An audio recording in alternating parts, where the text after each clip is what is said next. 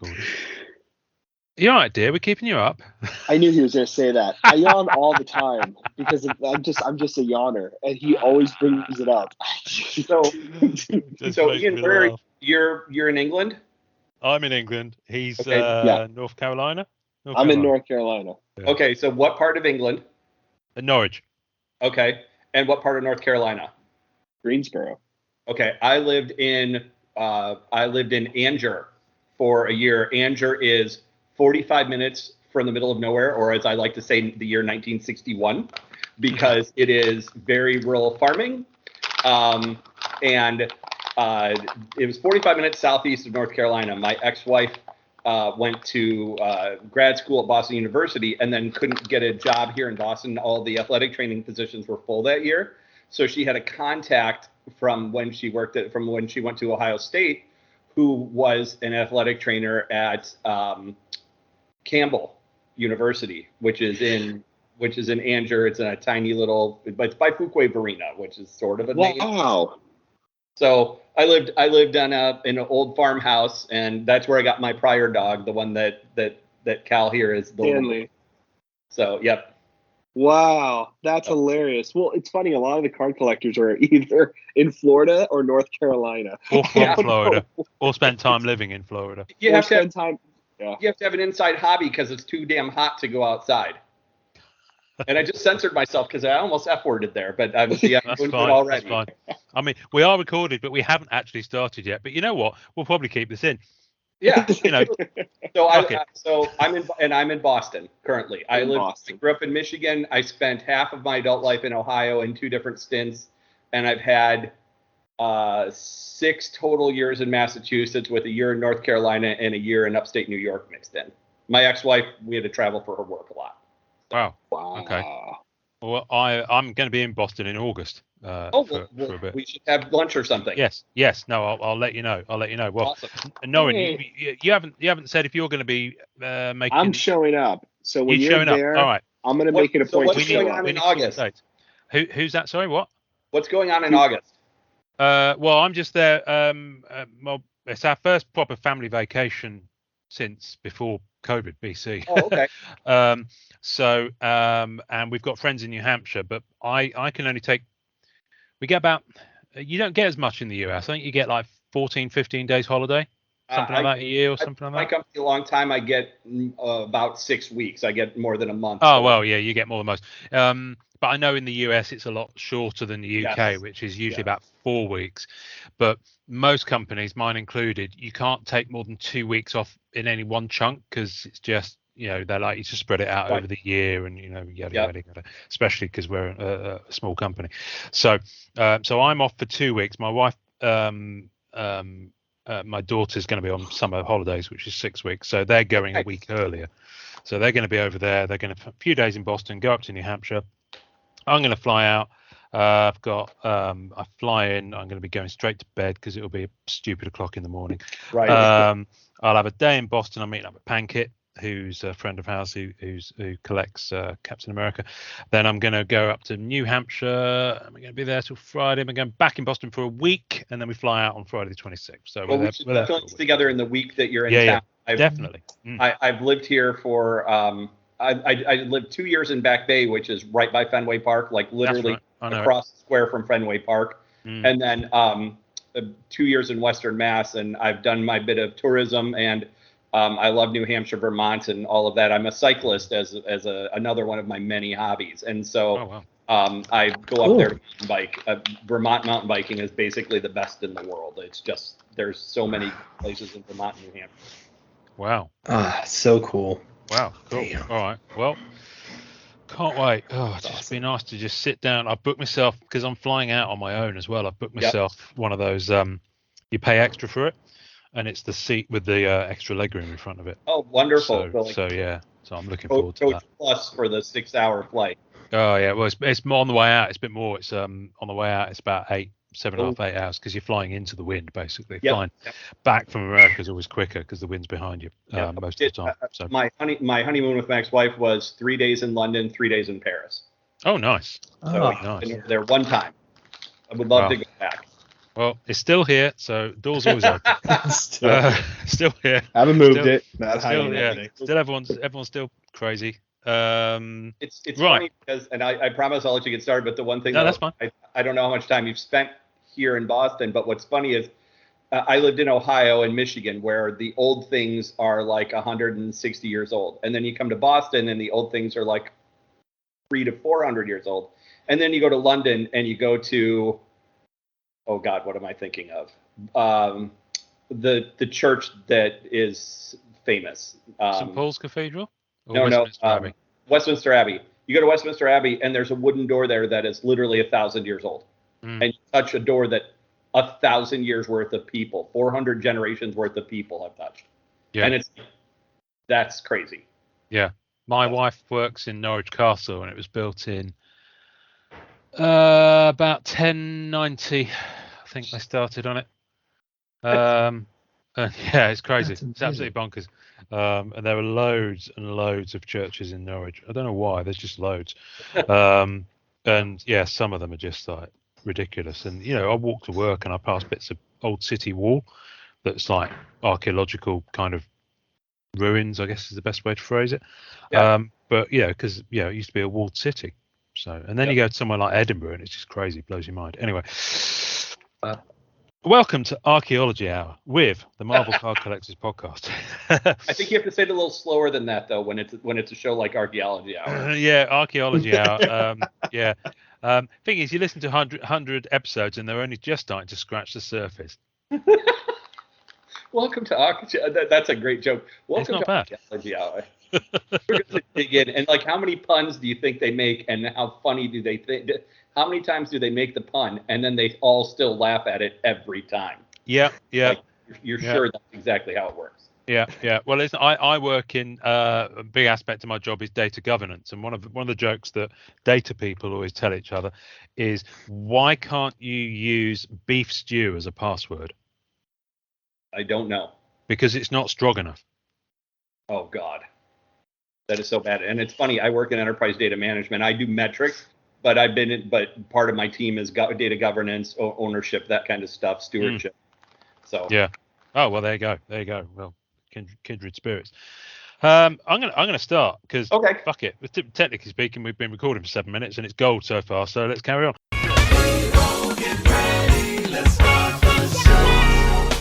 My name is ASH GONZALES, and you're listening to Marvel Card Collectors Podcast. I'm going to be really boring and not say nothing cool.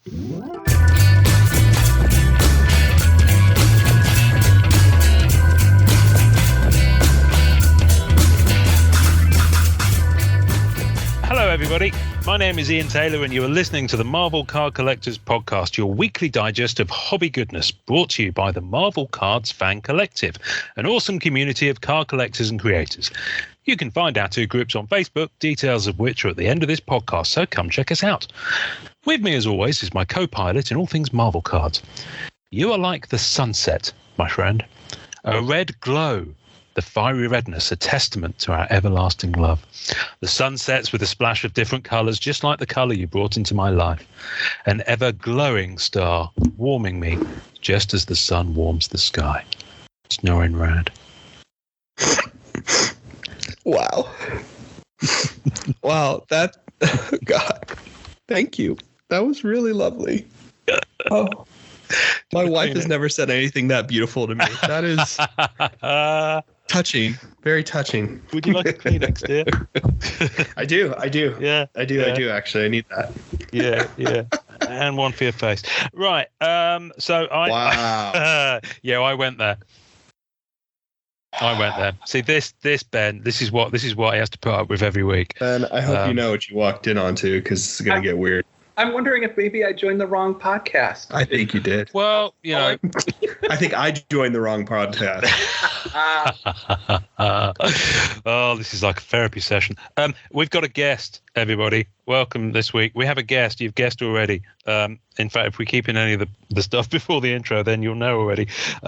So I was saying red glow for a very specific reason there, because joining us this week is a young man by the name of Ben Berry, who runs a group on Facebook that I've recently joined and become aware of called the Upper Deck EPAC Trading Buy and Sell Group.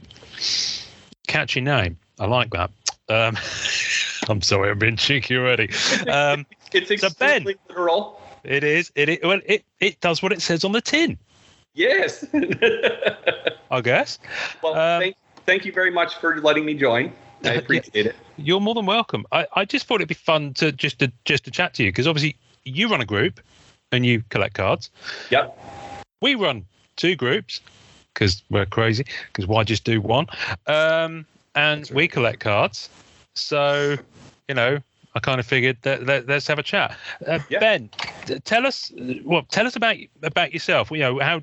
What's your kind of history in the hobby? How did you start? Absolutely. So I'm 47 years old, and I don't remember my first comic necessarily like maybe the way some of the other members of the group do. I've loved comics my whole life. I've loved cards most of my life. I remember reading comics in the early 80s. I remember owning episode 1 of the Star Wars comic book. I'm a huge, gigantic Star Wars nerd. Nice. And I've loved Marvel, since I was a kid. I had Spider-Man under Ruse. I had, all the normal stuff. I particularly got into West Coast Avengers. That was, right about the time I'm fairly sure that was like 13, 14 years old when West Coast Avengers came out. So my favorite characters in the Marvel universe are Hawkeye and Moon Knight, and later for some reason I picked up on Chamber because I think just because I love Chamber. If you're missing half your face and you can't ever kiss the person you love, or and you've got so much energy in you it basically explodes, that's kind of the so much energy thing I can relate to. So I'm a little spastic. But so my first sports cards were, my uncle had collected in the 70s. My mom is one of 8 and her youngest brother is only 7 years older than me. And he had some late 70s baseball cards that I desperately wanted because he had my favorite player's rookie card. And he told me when I could bench press 100 pounds, I could have the card. And so I worked a whole summer at like 10 years old to be able to do that. And then got a couple of boxes of wax boxes for my birthday I think it was the first year that Fleer and Dunruss came out. So it would have been like 82 or 83. Must have been 80. Anyways. And, I've loved comics most of my life. I was in college when Death of Superman happened, not to veer onto the other side of the comic industry, but when that whole craze was going on. Yeah.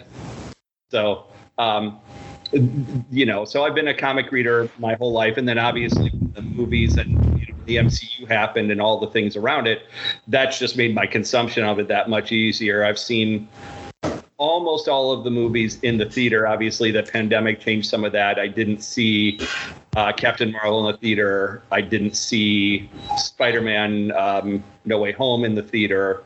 That kind of thing. So that's kind of my history. And then with the group, it's really funny because it's not actually my group.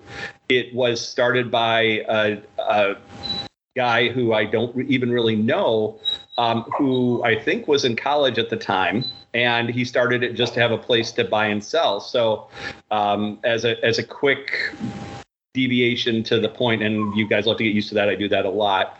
We do as well. Totally fine. That EPAC has a rule, Upper Deck has a rule, that you are not allowed to sell things on their platform. And the reason's very simple. They don't want to be responsible when deals go wrong because it's a digital format. You send somebody their money and you can just not send the card, and what are they going to do about it?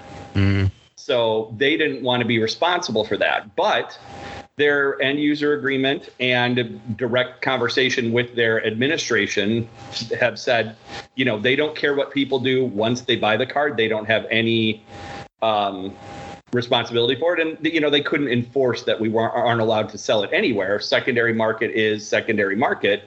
But I don't know how he did this, but the dog just got a piece of mail. Is this yours? Did you get some mail? No, that's not for you. Anyways, so there started springing up these groups that allowed people to have a place to show their wares and sell them and trade them. The forum chat on EPAC leaves a lot to be desired. It's great for advertising, essentially, like people constantly spamming the same things, but it's not great at allowing sales. And so wanting to sell stuff, I found this group, joined it. It had about 400 members, I think, when I originally joined. And I was in it for a year. And then I actually sold everything I had on EPAC and quit for a while.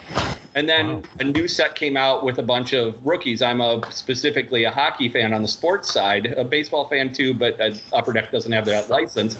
I'm a huge Columbus Blue Jackets fan. And so when big rookies came out for the Blue Jackets finally as a team that has floundered for years and years,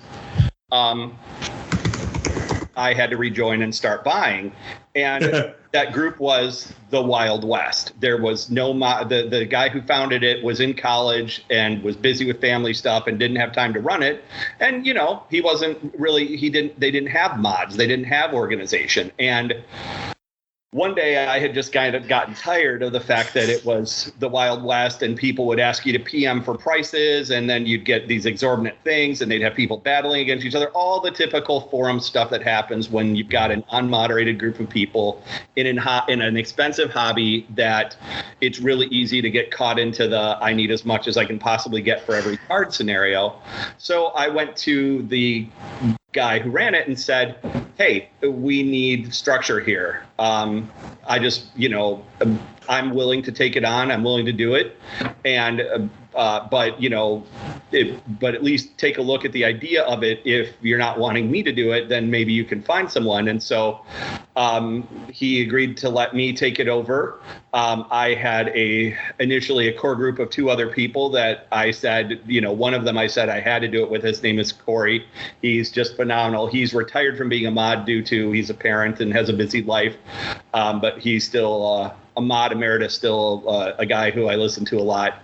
And the 2 of us, and then he had someone named James who's just an absolute wonder and runs all of our breaks for us. The 3 of us did it for several months and then added a few more mods as we grew. The pandemic was, as I'm sure you guys know, great for groups like this because we went from 400 people when I initially joined. It was about a little less than 800 when I took it over, and we're now at 2,600 about a year and 4 months later. So you're 5 months later, somewhere in there. So it's had exponential growth. And, that as much as I would love to think that it's our leadership and how everything is growing, and I do think that helps. But, the industry has grown and being inside a lot. And that's kind of the joke I was making about Florida and North Carolina. You need a hobby that doesn't have you out in the sun all day. So, yes. Yeah. And so, there's a lot of things I think, Ian, that you've probably seen since you've joined our group that we're definitely not as mature in some of our community aspects, but that's the direction we've wanted to head from the beginning, was much more of a community. Don't PM for prices, treat each other with respect, help each other with achievements. For people who don't know about EPAC, achievements are essentially a sales driver for purchasing on EPACs, where Upper Deck will create special cards only available on EPAC that you can earn by collecting sets that are part of the releases on EPAC. For example, I've spent the better part of the weekend on the new Goodwin release chasing a couple of different achievements, and finished one, and I'm 2 cards from my second one, and then I can stop for a while. Wow. Wow. Yeah, I did see you post something where you said, I think you might have used the term all-nighter, and that just terrifies me. So explain to me. So we do talk about EPAC a lot on the podcast, and so a lot of people will know what it is. A lot of people do stuff. In fact, we often open a pack on the podcast as well, just for gigs. But I saw you referenced an all-nighter. So explain to me what you meant by that. When did this? Yeah, absolutely. So one of the things about that makes the achievements interesting is they're time sensitive because they're a limited number. There are achievements, of course, that are unlimited, like you can get an avatar, or there are, when some of the larger, more standard sets like Series 1 and Series 2 hockey, or probably I think Annual had like some Annual, or Ages might have some that are unlimited. Yeah, Ages has some that are unlimited essentially, where the achievement is long lasting and you just accumulate stuff eventually and you'll get a special card for it that's worth about $1.50. The achievements of significant value are generally all short listed, and I have found, and I'm going to be spilling some secrets here on my own approach to things that hopefully will help people. I share these things in the group too, is that time sensitive means you go for it right away. Pick one. A lot of people attach, there'll be a bunch of different, sorry, I'm getting a little all over the place here. When the achievements come out, generally there are several per set. A lot of people will try to chase more than one at a time.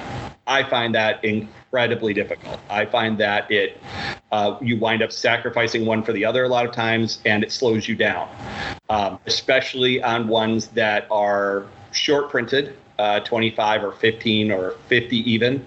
I find personally that if I do one at a time and just try to be mindful of the fact that I don't want to give up too many of a specific set of cards if I'm going after another achievement, that I can do it, that I work better that way.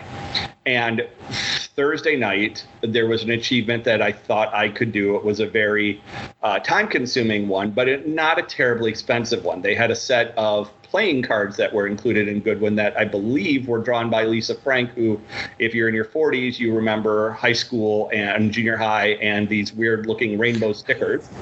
And I believe that those were either designed by her or in that format.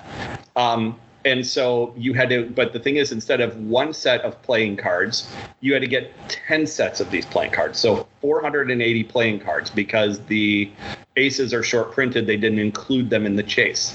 Right. So I started, go ahead. No, I said, wow, like that's pretty amazing. Okay. Yeah, so I started Thursday afternoon, and I'd had some work anxiety going on, so I was a little bit, every few years I'll have a night where just too many things in my head from work and I don't sleep well. So I used that to my advantage and chased the set, and didn't get much sleep that night, about 90 minutes total, but I finished the set a little bit after 9 a.m. on Friday morning. Good grief. Yeah. Impressive. I'll take my hat off. Wow. That's impressive. Wow. And the funny thing was, I wasn't the first person to finish, but the interesting tidbit is the people ahead of me bought cases. I bought 1.5 boxes total at that point. I started with 4 cards. Obviously, it helps that I run the group. I do a lot of favors for a lot of people. I help a lot of people out, so it's easy for me to get help from people. When I try not to take advantage of any of our members or group. The whole point for me is to help them and make their life better. But once or twice a new set comes out, and I'll chase an achievement, and that's when I call in favors a little bit, or utilize my network to say, hey, you've got this sitting. I know you're not chasing. Take something from me and let me have it. And then it probably prioritizes me above other people in their chases. But I feel like it's fair for the work that I do, and I never ask for a bad trade. No. One of the things that I think is incredibly important that I think you guys would agree with is that running a group means your integrity and your word has to be above reproach. You can't be someone who's running bad trades or treating members or even people who aren't members with anything less than respect. I won't block a member in my group, even if they're a jerk to me. Just because I feel like I'm a servant leader and it's my job to make sure that these people get the best possible experience with this community that they're in. Yeah. Yeah, I've had to recently go through that as well. And I unblocked everybody because there were people, you have bad trades with, they say certain things that are kind of disgusting or whatever. And you're kind of like, I just don't want to deal with this person. But I recently, maybe like a month ago, just went through and just unblocked everybody I had blocked, just because I was like, you know what, it's just I don't want to. Even if there's somebody I don't like, I would hate for them to be swindled or mistreated or taken advantage of. You know what I mean? And I don't know. It's a weird feeling. It's definitely a weird feeling. I get it. I do have a block list still, but it's only people from the forum who are not in the group. The people that like randomly send me terrible trades or are jerk. There was a person that I traded with when I was doing the achievement after the playing cards, and he essentially snuck two short printed playing cards in, and I didn't notice it until it was too late. And that guy he just got a block. I don't send nasty words anymore, but I'm just like, this guy's a jerk. It cost me like $30, but whatever. Yeah. I mean, that's awful. I mean, it's interesting. You've touched on two things there. One I'll come back to because I think it's the meat of the common ground I was hoping we'd find straight away.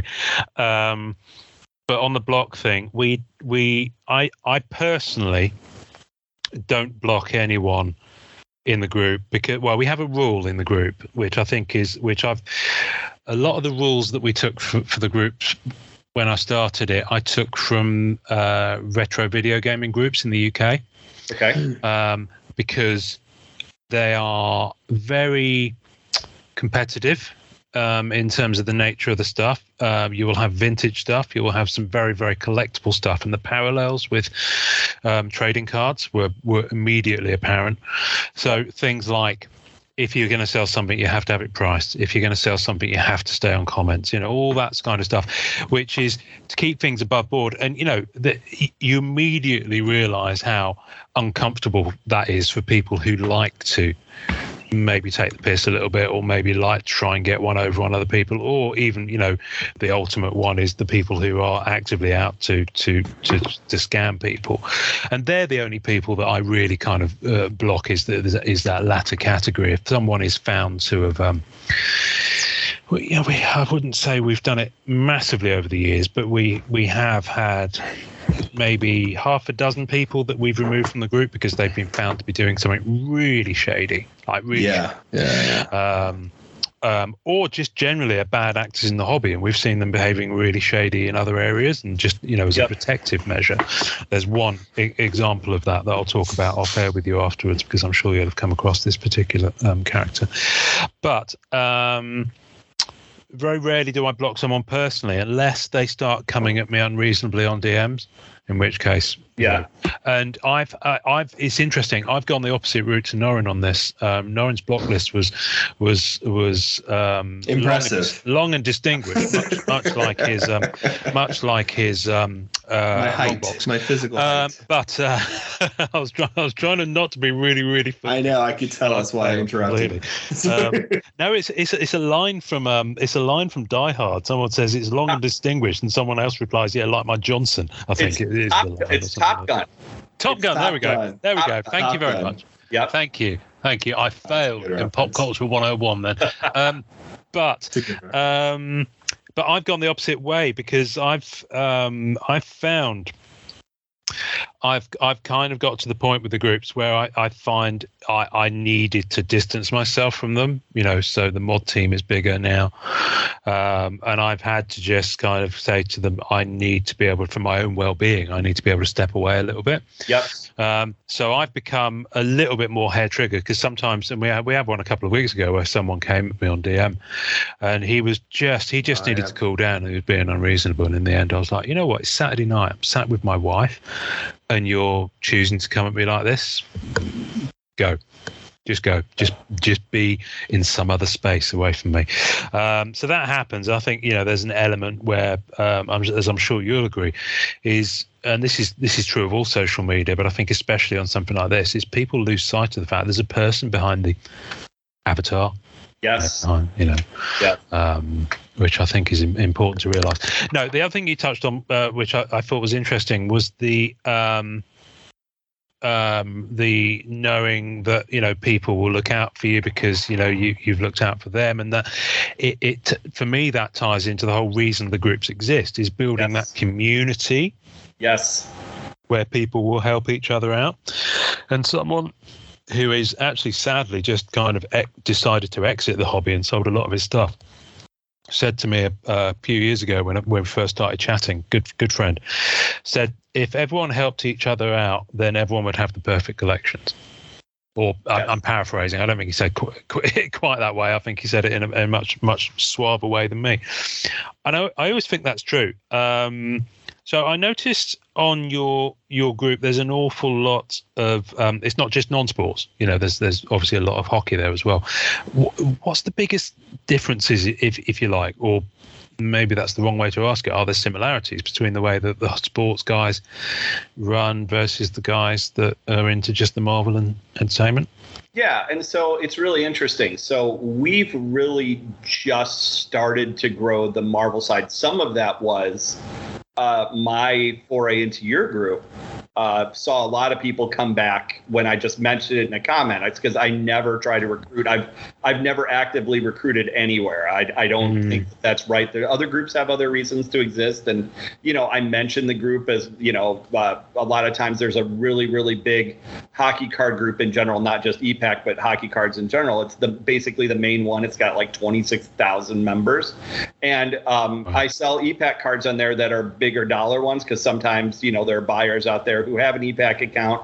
It's not their primary thing, but if I hit like a $600 Yammer Yager card that, there's a lot of people in Eastern Europe who are going to want to buy that. They're not in the EPAC group, but they're on the main group. And I'll mention it in the comments and say, as part of my vouch, essentially, I've got a huge vouch list in that group. And I also run a 2,600 person group. I can't be ripping people off. Because then there goes my group. I think we should pause just in case we don't include what we talked about before we started recording. You have a puppy. Yes. And your puppy is around you and very active and very excitable and 8 months old, I believe. Yep. But that I think was actually Noren's end. Was it? Cal is passed out in front of the window right now. Okay. Well, this will explain why Noren's camera's just gone dark. So it probably means that his cat or his dog has knocked something very, very Silver Surfer related over. Anyway, sorry. Carry on then. I thought that was with you. Apologies. It's okay. So what I have noticed so far, my experience is that on the Marvel side, and it's probably a testament to the way you run your group, is that there is very much a nice and orderly way in which claims happen, even on threads that are very quickly being bought into, meaning that somebody's listed a bunch of good stuff or at really, really good prices. Like my friend James, who actually lives only a few miles from here. We met during the pandemic, and I moved out here to be with my girlfriend. But he was a nice side bonus. He's like my best friend in collecting, and he lives only a few miles from here. He joined the group, your group, at my my urging, because we had gotten into sketches when the sports stuff was limited in availability on EPAC. Marvel really started to become a focus for a bunch of us, people, especially people who collected before. And he had some stuff he wanted to move. And I said, the sketches will sell way better in Ian's group. You should join there. And he listed his stuff, and it was just fast and furious. And yet everybody was really kind with each other. The claims came through nicely. Our group, and I think the sports side in general, is a little more aggressive about the chase and the want and all that kind of stuff. And I think that's something that we as a community can grow in. In terms of how people collect, I think there's a little less of the, aside from the sketches, which is obviously a very interesting and amazing area that I'm just fascinated by. The quality of the art and the number of artists is beyond anything I would have imagined. But aside from that, the number of one-of-ones or very short printed are less important, it seems, than the art and the character being collected. So, for example, you said Noren's a Silver Surfer person. It sounds like he probably cares less about the numbering on the card than how the card looks, is what I find it seems to be the big difference to me. Whereas on the sports side, it's entirely about the limitedness, finding the unobtainium the one that really completes the rainbow, so that you've got all the different versions. And obviously with Marvel's side, values aside from the crazy PGM or PMG thing that happened last year, values seem to be relatively stable on things for the most part. In my experience, it's not like the value of a certain character will suddenly rise unless maybe it's brought on by a show coming out or whatever. With cards, you buy a rookie card and the guy could be seen as not much, and then the next year he has a gangbuster year. Exactly. And so the value skyrockets. So having those limited number cards and the rookies and the autos and all that make a huge difference in your collection, and then also the viability of resale, which is a big part of the sports side. I don't know how much of that is common other than for dealers on the Marvel side. I don't have enough experience there to say one way or the other, but it does seem a little different in that regard. Yeah, it doesn't sit comfortably historically on the Marvel side, and I guess that's the biggest friction we're seeing, is that there's a lot of renewed interest in Marvel over the last 2 years, I'm going to say at this point, because it's kind of since the pandemic started. It's especially kicked in the last year, 18 months, into a high gear, certainly. And so there is definitely the element in Marvel cards of... Let me rewind slightly. Marvel cards used to be about the set build. Okay. Set builds. Hey, no one's back. Sorry. That's okay. My cat jumped and knocked over a plant, so there was dirt everywhere. So my wife and I were cleaning it up. I knew. I had a feeling it was your cat knocked over something Silver Surfer or Mandalorian related.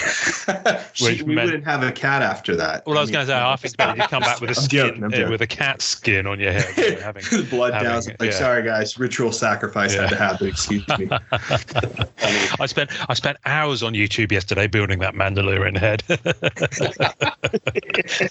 and she took one look at it and she was like, not in my house. I'm jealous. How dare you spend more time with that than me? So the interesting with Marvel is the set build. A lot of people in Marvel, especially the kind of 90s collectors, think of it from a set build mentality. Yeah. And that's been the biggest challenge over the last 5 years since, it had happened previously, but the big set that really shifted the needle for Marvel cards, I guess, was Masterpieces 2016, because it moved Marvel Masterpieces from a mass print, brand to a short print. Every card, apart from maybe a couple of chase inserts, was numbered, hard numbered. You had different tiers of rarity. You had colored parallels. So it really brought a lot of that premium, and it was printed, you went from 35 point stock all of a sudden to you're an 80 point. Yeah. To the really thick. Yep. 100 point or 80 point or whatever it is. This is Masterpieces 2020. Yep. Yeah.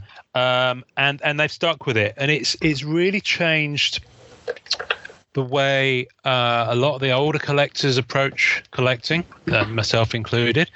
And it really has now shaped the way that new people come into the hobby, because new people come into Marvel cards now and they are used to looking at the numbered stuff. Interesting. That's their comfort zone, because it's common in sports. That's where the gravy is. For the sports side, I think.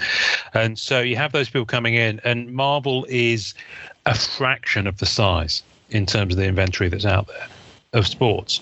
Yep. So you very quickly shift the dynamics of Marvel card collecting, and actually this is a bit of a light bulb moment for me, because what you've just said completely explains a lot of the behaviors we've seen, a lot of frictions we've seen, and boy, we've seen a lot of frictions over the last 18 months in Marvel cards, because obviously the manufacturers have had to put prices up because of COVID, but also because the economy and what, just to jump in really fast with this, think about what we've seen every week with Unbound. The autos, that is exactly what you're seeing there. The achievement, yes. and realistically, sure, the litho is nice. It's a great, and Fred and Ian did fantastic work with their product. I mean, that's not something I've chased. And there's another topic that I'll come back to once about flipping. I want to talk about that a little bit too, because that's a big part of where all this goes. But it's been interesting to me watching that dynamic. And again, even with the people rebuying to sell for chasing, like I have to freely admit, I took a few whacks on the weeks that were the big characters in Unbound, trying to see if I could maybe get lucky and hit an auto, because who doesn't want $500 for a Spider-Man card? I mean, that's the way the hobby works. And but yeah, I think that's where a lot of that comes from, is the transition from the sports side to the Marvel side. And it's really interesting because I was a sort of 70s collector, because my first set was 70s baseball, but really 80s and 90s collector. And I remember getting my first full set of Score cards, Score brand, they were the first full color front and back set, and Upper Deck came the next year, and really those two companies revolutionized the industry. And Upper Deck moving to autographs and then creating too many autographs and too many jerseys is what crashed the hobby in the 90s. And then learning from that, and now we see everything being short printed. But that friction that you talk about, we had an instance yesterday in my group that I still have to deal with. I was, as you talked about, needing that time away. This weekend during those achievement chases is kind of my one time, other than vacations, where I'm like, okay, I'm a member rather than a mod. I'm chasing achievements. We've got a team of 7 other people that help run things, and they're all competent and great and wonderful. But a lot of times, things come to daddy to get taken care of. And this was one of those times where I almost wish I was on mod duty, because we had, much like on Unbound, on the sports side, there's the game dated moments, which are weeklies throughout the hockey season or throughout the sports season. The regular ones that are not NHL related are unlimited print and unlimited, the inserts are just random inserts, and there is resale value, but it's not to the point where people chase it, because again, it's unlimited. On the game dated moments, the base cards are out of 500 and the rookies are out of 1,000. And there are gold versions of each that are limited to 100. There are achievements related to the set that contains the 500 and 1,000 cards that at the end of the year, you turn in a bunch of cards that get you another set of cards that get you yet another set of cards. And those last 2 cards, when they have the autographs ready, you turn in those last 2 cards, and those get you a very short printed autograph, only available on e-Pack, from that year with moments captured of the year. So it'll have, the best rookies cards with limited autographs that you can only get on e-Pack. Sure. That are high value. You'll get retiring players or big moments like Ovechkin stuff will be all capped. And we had a person that got a card but didn't pay for it.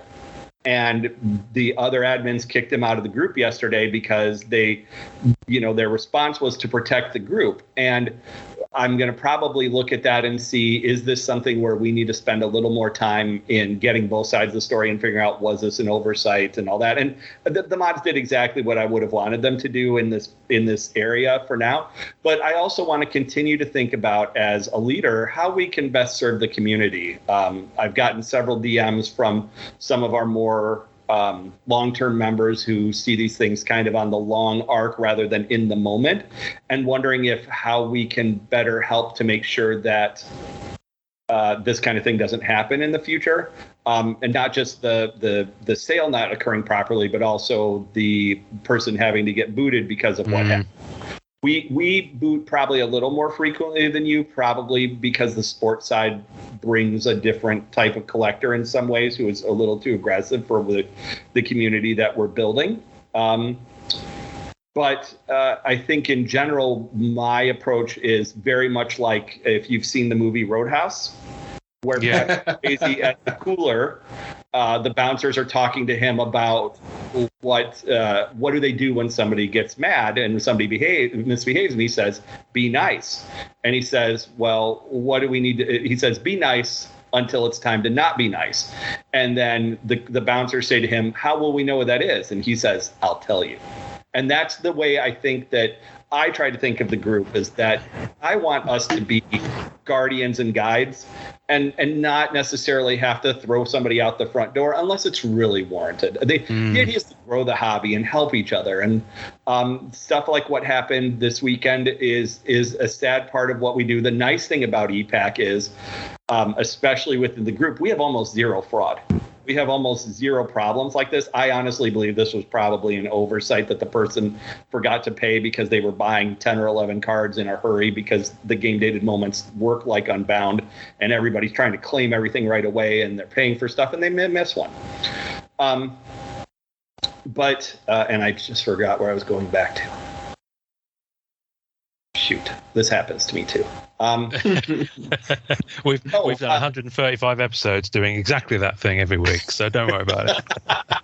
But yeah, my point was, I think that we can continue to improve and do better and help our members do better. But there's almost no fraud because EPAC is an instant thing. So if you pay for it and you don't get a card, you haven't gotten the card. It's not like you're waiting in the mail for something to show, I've sent it, as happens in every physical group. And that's one of the reasons why we have a unique rule that we are EPAC only. Yes. There are transactions happening where people are trading physical cards for EPAC cards. That's not allowed in our group, and it's happening in DM against our rules. We strive to be EPAC only because it's just easier for everybody. The mods aren't getting in the middle of things. We aren't having people getting ripped off for large amounts of money.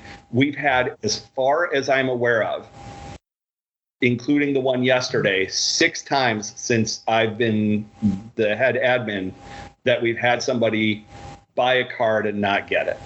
Wow. And I think it's really small. We've had maybe a dozen in 4 years, I'd say. Yeah. Not many, and only 2 involving EPAC, which is interesting. One of the things that I thought was interesting when you first joined the group, we have a rule, and again, I take this from the gaming communities, but it has mutated slightly, is that if people want to pay friends and family PayPal, they absolutely can do. But it's always something that we always say it has to be the buyer's choice if they want to do that. If the buyer chooses to, the seller can pass those fees on to the buyer. But we've always done that, and a lot of people who are more used to the sports side, or maybe just they think of it as a digital thing, and in most cases it's a physical card, but you are just moving it on a digital platform just to the physical card anyway. Right. I get the reluctance to be like, oh, why should you pay goods and services when it's an EPAC thing? And we primarily it's always it's the buyer's choice. If the buyer chooses to pay friends and family, kind of on them, but we do have a number of members, not many, maybe half a dozen, who own businesses and or hobby shops, related to the business. So right. they kind of, if they pay friends and family for anything or receive payments as friends and family, it kind of causes them a few issues. So they have to keep it goods and services. And we had one guy about a year ago now. It was a $600 transaction involving an EPAC card. And buyer paid goods and services, and the seller didn't send it. No, that was a kind of high value thing. That guy, needless to say, isn't in the group anymore. But he was able to get it back. So it's always one of those interesting things. I remember we sort of split down the middle, and I get it on our side because we're only EPAC. And PayPal, if you've ever done a dispute, PayPal is you technically sort of can do a dispute on a friends and family, but you likely can't. And so we were protecting the sellers in that regard, because when you do a dispute on goods and services with EPAC or with PayPal, and it's an EPAC card, it very much is luck of the draw. And from what we've seen, not great luck. Yeah. you do if you do a digital transaction on a goods and services person tries to challenge the money they sent you, you're going to lose. The seller's going to lose. And so we don't require friends and family, but I would say our transactions run that way 99% of the time. And then on top of that, the new tax laws in the United States, someone's just doing a hobby and they're going to be under $500. Doing things goods and services wise is just going to lead to problems. If they're selling a few cards a year, it doesn't really make a lot of sense, and I don't think it's illegal tax-wise as long as it's under $5.99. But that's when they should have to go to goods and services. And so there's I think the nature of our group leans in a little bit in that direction. But it was a rule that I was surprised by at first because I was like, it's digital, I'm going to get in trouble. But I'm in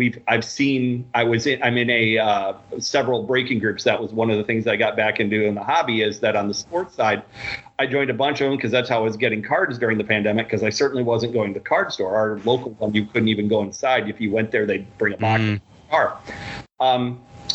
I saw a guy that had previously had a really good reputation who challenged transactions from breaking when he was buying into breaks across multiple groups for several $1,000s that he taken off his credit card because he challenged that.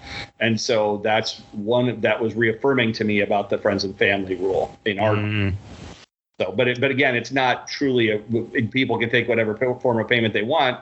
We just recommend friends and family because PayPal's gonna the buyer every time on goods and services. Yeah. See, this is interesting because everything kind of circles back to the community aspect of it for me, because chances are, unless it's someone really new to the group, there's going to be some history, people can ask for vouchers, people will see who the active people are. And, hopefully there's that kind of trust level kind of goes up more. And it just becomes a safer space, I think. It's, I think where we've had most of our challenges has been in the last year out of the 4 that the main group's been active because of newer blood, basically. And some of that more aggressive, as you coined it, sports mentality coming in. But I want to go back to the achievements slightly, because Norrin had both Norrin and I, but Norrin's Grail quests, as I call them, to use the wrong expression, but they are a quest. We've actually done whole episodes on Norrin's quests, where the visuals for the episode actually not something that was created for the visuals of the episode, something that Norrin did, a whole wall printout of the EPAC trading marketplace of everyone who's got the card he was after, and he's going crossing it through and writing on it. It's like one of those big things when a detective's working out a case and they're like figuring it all out. I had a key chart, so I was chasing Flea Ultra Spider-Man, a web rainbow of a character named Spot that nobody cared about, but I cared, and you had to get 100 of these cards to make the card. And so I printed out the sheet. I command minus to minimize so I can see everyone's name and card, which we all have done. I printed it out, and then I made a color sheet of I had things like circle, which meant always in their collection for set, never to be traded. I had things where I put an asterisk and I said this person's right for the asterisk. Yeah. Right? So, and then I had little things like that just on the chart. I was just keeping track of everybody because it's fun. It's a lot of fun to hunt these things down, and it is really thrilling. But I mean, I just joined the group. I just put a request to join the group because I wasn't a part of it, unfortunately. But I'm glad there's something there for people who are on EPAC, because I think EPAC gets kind of tricky because people get hit up a lot. And I think people are very hesitant to engage with other people because it's usually unfortunately, you had the circumstance and other people have where it's shady, or they're trying to confuse you on a deal or whatever, offering terrible trades, because we get I see a lot of younger people that are on EPAC that think that their 5 digital base cards are going to be worth an autograph just because that's what they want. They think it's trading. They can just make this trade, and they don't. And it's really funny, Norrin. I don't know if you've seen these commercials that they have for, I think it's an insurance company, but it talks about people becoming homeowners and like how they're becoming their parents. And there's one that's just where he says, no, we don't print out the internet. And that reminded me of your thing on the wall. I'm dying thinking of that. Like, I tried not to bust up when you're talking about this, but I do. I've never printed, but I have a laptop that I'm on now that usually I have my work laptop open. But last night, because I was working on this achievement for the Platinum Rainbow Goodwin. Goodwin was the big set that came out this weekend that I've been chasing. And it's such a crazy set, but it's so fun. I've never really chased it before, but I love all the goofiness and the gigantic hits. We had somebody in the group pull a $12,500 card. We had another one that is very likely even more than that, a one-of-one football card that came out because with UD not having the football license, the limited big dollar values, because we all know the real money in card collecting is generally in football and basketball these days. Baseball too. I'm sorry, what was that? I said and Marvel. I'm just kidding. Yeah. I just try to be funny. There's some. I mean, I'll tell you what. There's some ASH sketches out there that are worth some money. Sketches. But chasing all the just interesting stuff. So, just working on that last night. I was down to 7 cards. 2 of them were the essential, like the really short prints that I had left that I didn't have, which are like 1 in 261 packs, where the others are all 40. So I actually had the screen up that had everybody who had the Mac Jones card I needed, and then I'm actually trading on my phone. So I've got this visual guide, so very similar to what you were doing, just impermanent. So. Not with thread and piecing it together. And it's funny because of how much work I do, because so one of the things I wanted to go back to about like the challenges with the friction and all that, one thing we do to help eliminate some of those issues with new people is our moderators will act as intermediaries. So with the digital trades, if somebody wants to sell or trade a big card, but they've got somebody new, or even if it's just a big dollar transaction, for example, the coins that are in EPAC, why am I forgetting the name? I spent so much time on these damn things. Not enough sleep this weekend. But so anyways, the coins, and we've got several people that are coin collectors, not just the hockey coins, but coins in general. Wow. We've seen several $1,000 transactions that I'll middleman. I don't touch the payment. It's a simple way of working. The moderators are trusted. Oh, that's wonderful. You're showing the. I've just sent. So what I've just sent. Sorry to cut in. It took me that long to find it. Episode 33. It's when Norrin. We did a whole episode just about it. I can't believe we did that. That's amazing. But so what we'll do is we middleman, but never touching the money. The seller sends the items being sold to us or traded to us as as the trusted middleman. The buyer will see that we, the admin, have it, and then the seller sends the money to the buyer sends the money to the seller. Once the seller tells me they've got the funds, we just accept the trade from the buyer for a base card, and they get their stuff, and it provides a level of safety for folks that are spending large amounts. And, we still occasionally have it where it's a large value between 2 established traders, maybe just who haven't worked together. But at this point, so many of our established folks work that there are giant sales going on that we don't get involved in. It's strictly mostly the new people that we do that for, or because because of hockey, we have a lot of Canadian collectors don't have PayPal, but they do have email transfer. So it's a free service in Canada where they can just send money via email. Some things are just better than American. Oh, I wondered what EMT stood. I was wondering about that. Yeah. And I can't speak to it with 100% experience because I don't have it. But one of a couple of our Canadian moderators have it, and then we've got an American moderator with a Canadian bank account that they can just email. I believe it is fee-free, It's instant like PayPal. The banks offer it. It's, I think, sort of like, think of Zelle here in the U.S. It's a little bit like that. Zelle is tied to bank accounts, and it's basically fee also. It's just a service the bank offers. But if every bank just about seems to have a different payment service they're tied into, because our marketplace doesn't think, hey, let's just provide the best service possible for everybody and make it simple. They just don't do that. Yep. So. Yep. Yeah, we've done some of the brokering too, and I think some of the moderators have. I know I have as well. I think it's a great service, and I think it's the safest way to do that too. I wish more people were more conscientious of that, even in real trades, right? Having that kind of place where, hey, it's here. You know what I mean? We'll deal with this deal, and we know it'll work out because it's there. It's like legit. You know what I mean? Like, yeah.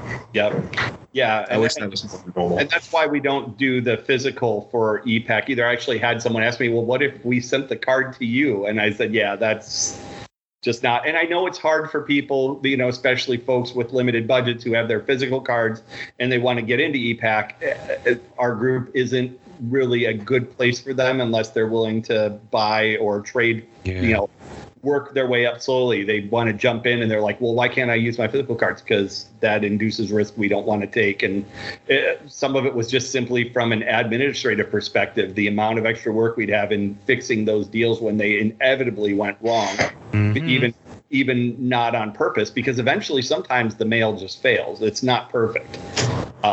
And so to me, it was just when we started instituting our rules, some of it was we had 3 admin. I'd never run a group like this before. We had 800 members then, and a lot of our members were used to the wild, wild west. So just getting PM for pricing to go away was like pulling teeth. And, there's still folks who are like, I get challenged on, well, why do we have to put prices? Because they've got some high-end cards and they kind of like having that I'm being blown away by an offer feeling. And I'm like, well, we're not going to do, we're not basing I think the exact wording I used was, we're not going to use our pricing system based on the Godfather, get an offer you can't refuse, or a fool and his money are soon parted. This is a community. So if you want to get the top dollar, go put it on eBay. Someone will pay whatever they're willing to pay for it. But there's comps for almost everything. And that's one of the things that I try to strive to help our people find and understand, is that you can look for the exact card. And a lot of times the exact card with all these short prints nowadays aren't going to be priced out there. But what a Moon Knight autograph card by Fred Ian goes for, because there's one out there. And if there isn't, there's something similar from another comparable art. Yeah. That's right. Yeah. Yeah. The short print out of 50 might not appear from this particular set on eBay yet, but there's a short print out of 50 of Moon Knight from some other set. And I'm using Moon Knight because he's my favorite. So. Yeah. I mean, I think the community aspect to the Facebook group, and I wish it wasn't on Facebook because it's such a cesspool.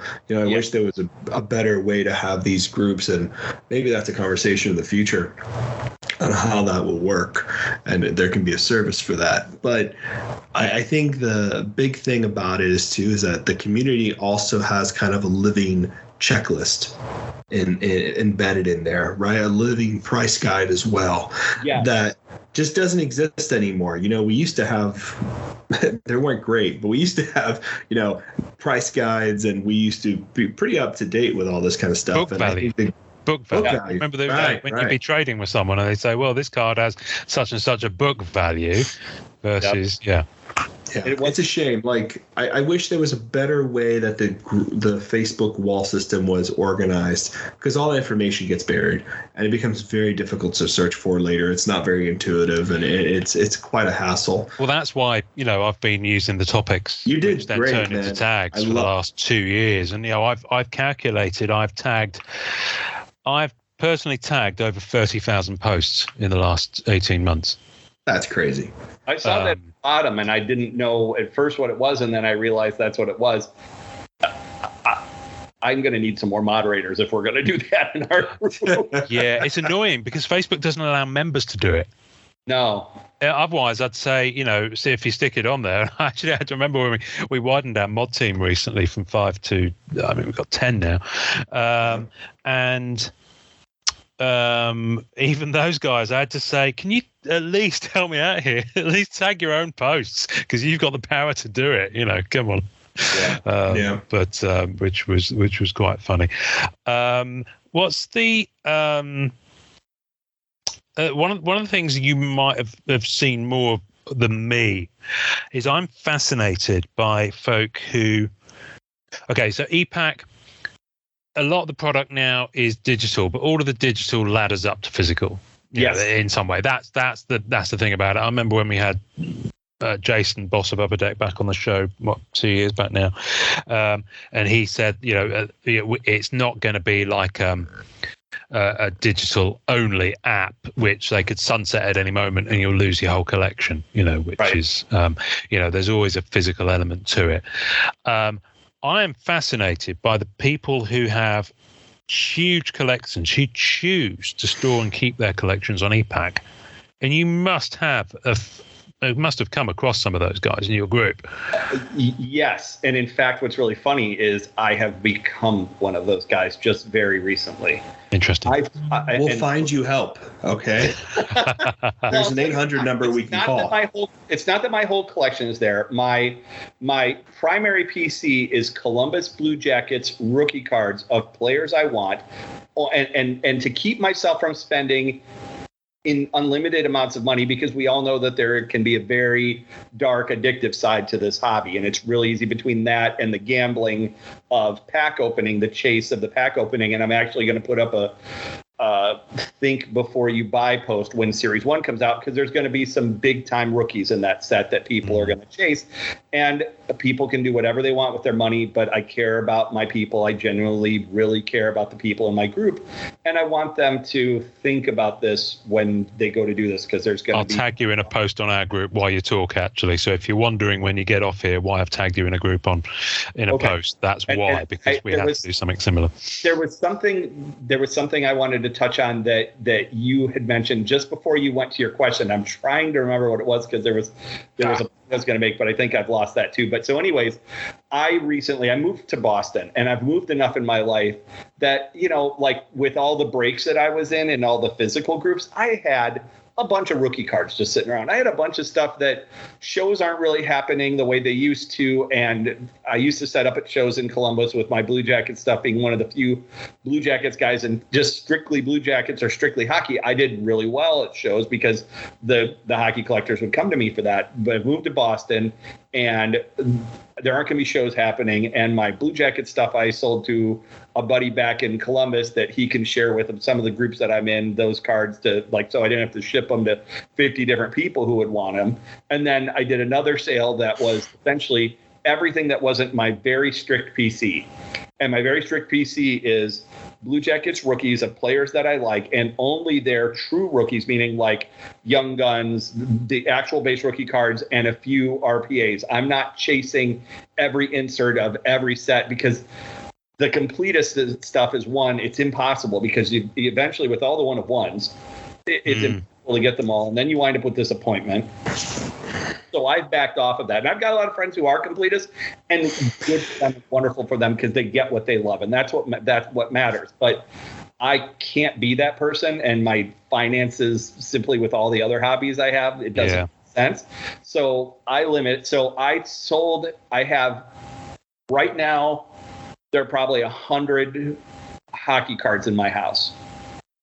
That's it. That's all I've got in my house. Those are the things I care about. Those are the ones that matter. I have some baseball cards from growing up. I'm a huge Alan Trammell is my all-time favorite baseball player. I have a PC of him, and I guess I probably have. There's probably 500 cards between baseball and hockey in the house. But that's it. And those are my PC stuff. And a lot of it is just old PC, like my baseball one. He's getting cards now and then, but I don't actively buy them anymore. I've got all of his cards from when he was an active player.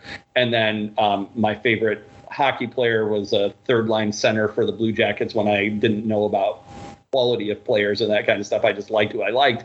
And so I had hits. But I find that all of the long story to get to this, and you can feel free to edit this as you like, is that I find that EPAC works for me because, one, I can get the things that I want without having to go into a store.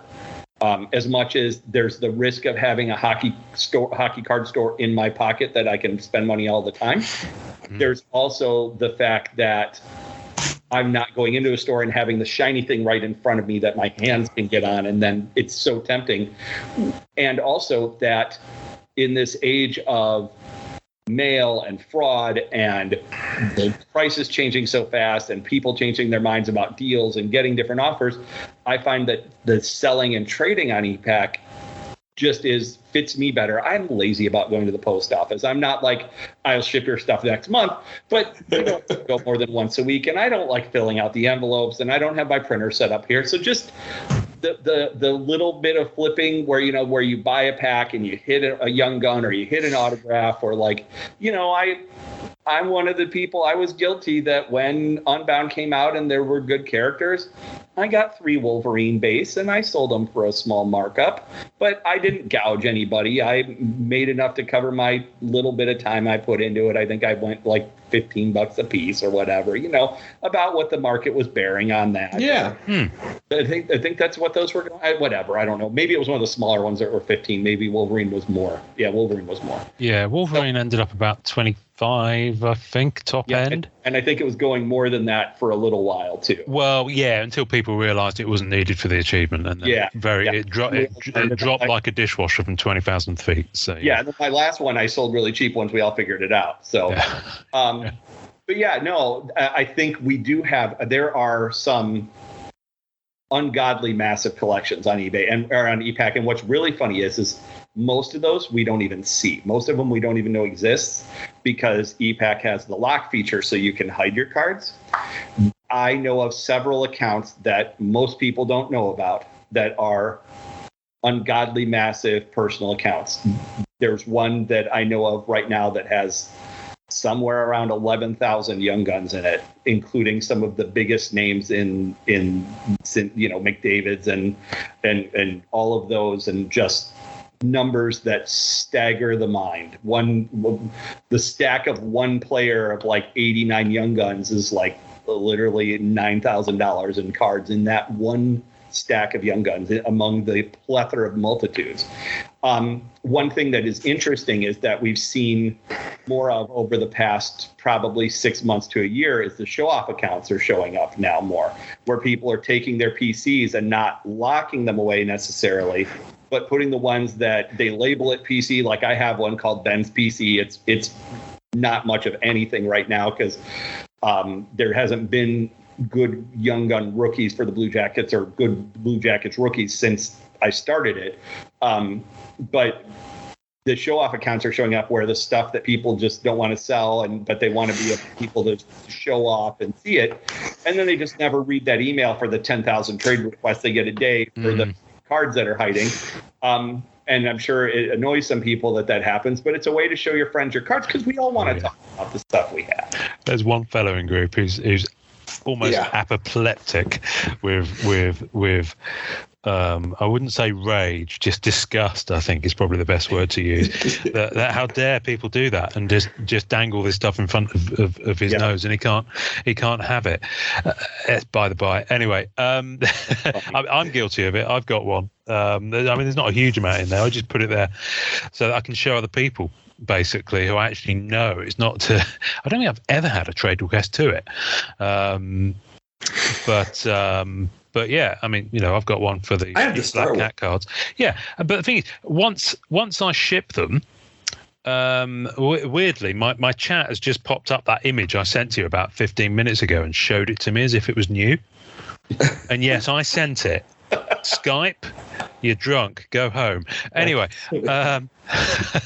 but they're only there until I ship them, and I'm going to be shipping most of the stuff in that to where we're staying in New Hampshire in August. So I'll actually pick it up and then bring it back to the UK with me, because shipping from ePack/ComSeek, because it's the same building, to the UK is just madness. What's your experience with Wales? And I don't mean the country, and I don't mean the large mammalian creatures who got rescued by Kirk and crew in Star Trek 4. I had a lot to say about that. So I'm talking. It's a good reference. There's whales here. That was uncanny. Do that again. Captain, there be whales here. Oh, yeah, that's brilliant. I love it. And I like best from that movie. I have my high school girlfriend Angie and I are still very good friends, and I was a minor Star Trek nerd. I still have a tremendous crush on Marina Sirtis, but when Chekhov says in that when he's trying to get direction to Alameda, where they have the nuclear vessels. That's part. Vessels. The vessels. So you're talking about whales. We have a lot. We have more than you would think. A lot of them are the ones with the locked accounts or who like to stack young guns, because it was interesting. There's a lot of conversation about the young gun as the driver of the hobby. For the Marvel side, think of it as, what is the best? Maybe the Future Watch rookies that came out a while ago, like Future Watch Spider-Man. The Marvel Annual Achievements. Yeah. So when you think about stuff like that, where it's essentially treated like a rookie card, the Young Gun is the base rookie card in Upper Deck Series 1 and 2. It's essentially the way that I describe it to people is that if your hockey cards if your card collection is the stock market, Young Guns are IBM and McDonald's and Apple and Microsoft and all that. That everybody's collection has. And there's always this talk about how they're printed. It could be 10,000 of each one. It could be 50,000 of each one. Upper Deck won't release the print runs. And yet the values are still very high, even though when we talk about serial numbered cards, 250 to a lot of people, that's a high print serial numbered card. And yet Young Guns, for example, Kirill Kaprizov, who's one of the big rookies right now for Minnesota, his Young Gun is worth about $160 US. There are probably 40,000 of them. But how is that possible? Like, that's so fascinating to me, because I'm just not part of this world. Yeah. So I just don't have an understanding of that, because when people came into Marvel, and I'm I know a lot of the old school collectors like Ian, all this kind of stuff. And I don't know how this happened, but I ended up meeting a lot of the new collectors too, who were kind of getting into cards and doing this stuff. And that was always a major argument that people would bring up. Like, you have no idea. There are cards that have print runs that are massive, and they're still selling for over $100. And in Marvel world, I'm just like, why? Because everything, in our neck of the woods, it's never been that way. But it's fascinating to hear that over and over again. It's just something I'm just never had experience with. I tell you, the interesting parallel with us though is as low print relatively to the previous sets that came before it. Masterpieces 96. Still had a fairly chunky print run, so there's still several thousand. 96 has always been out there, and it's up there. You're okay there. Your cat is causing havoc. She is a bit of a menace today. Sorry. Yeah, I agree. I think 96 has always been difficult though, because that's a set that's a set, and like everybody always wants that as a set. So it's not like you can pick up a card and break up a set. You would have to buy a set. So most people wanted to buy the singles. But I get what you mean. It's a weird thing, and I think we're going to see more of it. And I think, like you were saying, like the Marvel Unbound is kind of like the beginning of that. You know what I mean? In this strange way, a lot of people are treating that with that mentality. It sounds like Masterpieces 96 was the breakwater period, so that people still chase that, even though it was because it was the beginning. It was the beginning of that transition into limited cards within very premium. Yeah. High I think 96 really was the set that kind of showed. I mean, that's how they marketed. They came on the channel and they were kind of was it Budiansky? I forget who came on and was talking. Not Budiansky. It was we're talking about Masterpieces 96, Julian Boris, yeah? Yeah, there was somebody who came on the show and I just can't remember. Okay, you're crazy. I love you. Sorry. I know. I know. Life is hard. She's a crazy cat, man. She has problems. She's a weird cat. But yeah, no, there was someone who came on the show and they were basically saying that when 96 was being done, they wanted it to be premium, right? Very high end, full gloss. Oh, was it Mike Phillips from That's it. Deck? Yeah, because he was That's clear back in the day. Yeah. That's it. And he said, this was meant to be, you had a chance to get an original painting, one of 9 original paintings from the set as a redemption. Like, it was huge. And it was a pretty special thing, and a small set too, so manageable. And I think what ended up happening was that because of the decline of Marvel Comics and because of the budget issue and so forth, half the set wasn't really released. At least that's, the rumor mill has it that half the set wasn't released, which I understand actually might be true, because a lot of it hasn't surfaced so much. And that's kind of why people chased it, because it was like, oh, first premium, and everybody was getting out of it at the time. So it's pretty difficult to get. And it was always sold as a set. Like, it was very hard to get singles of that set to finish a set. Like, Ian is, I think you're two cards away from the base, yeah. And that's not from a lack of trying. That's just like... Actually, it's from a lack of cash at the moment. I'm sure I could find them if I wanted to, but the cupboard is very much bare at the moment. So, yeah. But yeah. It's just it's a set everybody wants, too. It's a very treasured set, for sure. I mean, it's what, 3.5K for the base set now? So you can do it if you want to, because there are people who part with them. Maybe once a month I see someone pop one up.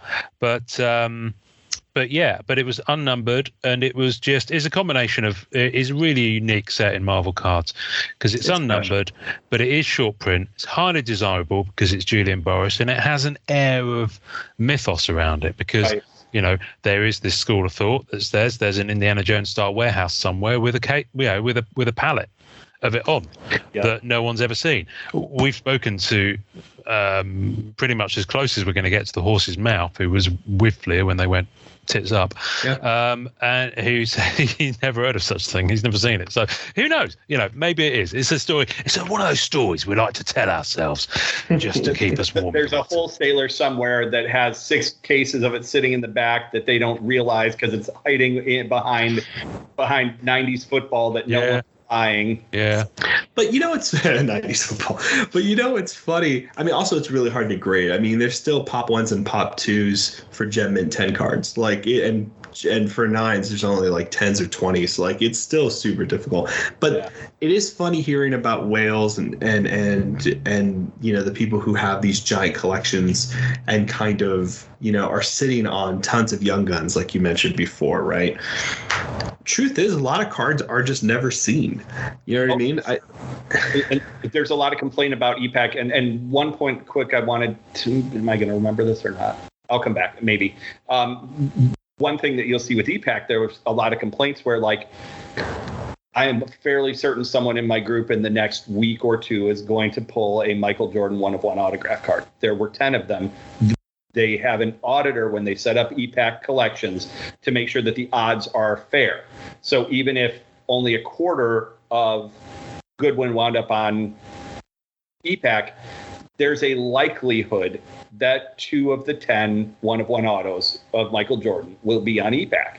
And there are going to be people in the card hobby, you'll see them on Twitter or Facebook or wherever, that will be complaining, well, why didn't you tell people that those weren't in the boxes? I bought 11 cases looking for them. Yeah, we've had that. This happened with one of the sets recently, where a gentleman in physical went chasing after the Kirill Kaprizov 1-of-1 gold retro from, like, with the PMG chase. There was a gold retro PMG of Kirill Kaprizov, and he wanted it. He bought 10 or 11 cases of metal. And he hit one decent card, but certainly not what he was looking for. And he didn't know that it had already been pulled, and it was pulled on EPAC of all things. And so people will complain the minute that Jordan shows up on EPAC. There will be people saying, well, why wasn't that in physical? But there are a lot of whales in our group. In fact, I even have done quote unquote contract work where one of them who's busy during the day and I'm doing the group stuff anyways, he's like, well, if you trade for 15 of this guy, I'll pay, this is what I'm paying for him. And so I just go and pick him up for him to do the work. And he just has piles. And I, because I see a lot of things that are available for trade and I pick them up when I can, whether for whatever. And so, but yeah, there are collections out there that are just mind-blowing. I work with quite a few of them that when I'm chasing achievements or looking for little cards, my collection is not very big. My E-Pack, I intentionally sell off my base after a set's done for the people who are foiling, and you get like $1 per 100 or $4 per 100 on the base just because that's what they go on the digital base. And I think my E-Pack total between the two accounts has like 7,000 cards in it, or maybe 8 or 9 because I went a little crazy with age and sitting well with people. But that's just because I haven't combined all the base. Mine is nothing. There are collections with 50 to 60,000 cards in them, and there's no base in there. Wow. It staggers me how people have this kind of money. I've never had a massive salary to start with, but I know some people just have so much disposable income. So I'm guessing, when you get to that level, it gets to a point where I guess the hobby can pay for itself because you've sure, and you've had that startup cost. And that's another thing I wanted to bring up too, is when we were talking about the achievements. The achievements, you see a lot of people. One thing that gets said to me a lot is, well, you finished that achievement in one day. You must have bought a lot. I literally did the playing card achievement on a box and a half. I started with 4 of them. A lot of the things that I keep in my account are traders. The whole idea is that they're not things I'm particularly attached to. They have value. There are people that want them, and I have a decent sized network. So I did that achievement on less than $300 spend, and I got probably $600 in autographs on it. Yeah. And I try to tell people this and teach them that the idea is that these achievements, if we all help each other, not everybody can get it because there's 25, but the people in the group and the people that you want to work with, and you build friendships and you help each other. And the number of cards I've given away equally more than outdoes what I got in terms of trades back. I've got several friends that I'm just like, you're working on this achievement. I'm not. Here, have these, or I take a small thing, or it's an IOU for a later achievement, where it's all just taking care of each other. But you can do these things on E-Pack without spending huge sums. You just have to put in the time and the effort. And the most important thing is to treat people well, to treat people the way you would want to be treated, to make fair trades. I had somebody actually, it was funny today. I'm literally down to 2 cards for the Platinum Rainbow achievement. I checked my phone a minute ago because the red light came on for E-Pack that told me something had happened. And but I had a guy that countered one of the things that I offered, and he said, haha, always me having to help out on a middling offer. And I don't ask him for stuff very often because he seems to get a little bit of a attitude about it. And I said back to him, I said, the card I offered you is one of the 15 limited cards. The set is base cards. There are 114 total achievements. 99 of them are base cards. 15 of them are the high series. I offered him a high series, double I had, to asking him to give up 1 base card that he only had one of. But the high series is 6 times as rare.